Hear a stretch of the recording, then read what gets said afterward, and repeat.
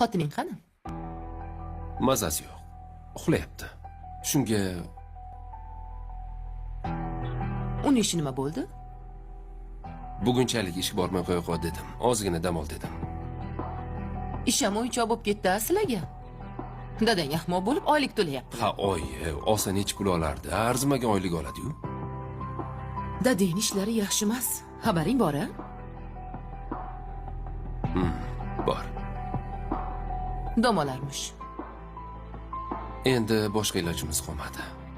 Chunki o'zim ham kompaniyadaman, hammasini ko'rib turibman. Borgan sari ishlar orqaga ketyapti. Negadir foydaga kirishdan ko'ra faqat zararga ketyapti. Kamroq meni dilimni og'ritinglar. Ana xotiniga bor yo'g'ini berib hech nimasiz qolib o'tiribdimi, shunday yana? Nega bunaqa deysiz, oyi? Shunaqa bo'lishini bilardim. Oyi, dadam oilamiz uchun shuncha yil ishladilar. Hozir ham ishlab kelyaptilar. Agar dadamni biznesi yurmasa, siz ham hech narsa ola olmaysiz o'zingizga, boy xotin bo'lib.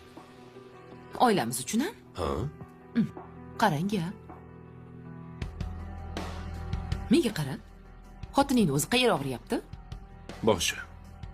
Bosh qattiq og'riyotgan ekan. Og'rimagan bizni boshimiz ekanda. Mayli, bor, ishga bor, o'zim qarayman.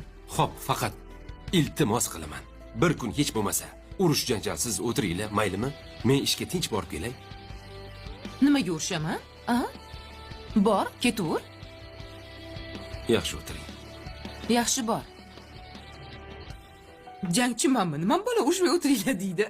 Tavba. Tavba.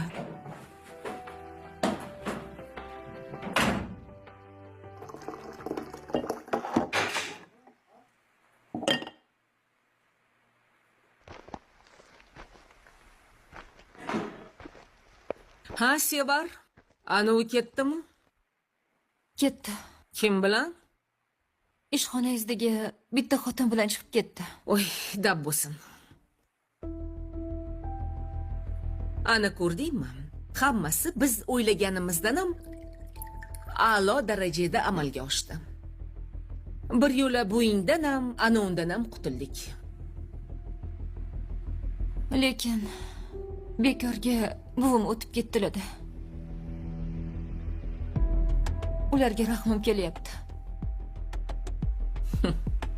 Rahming kelmay qo'ya qolsin.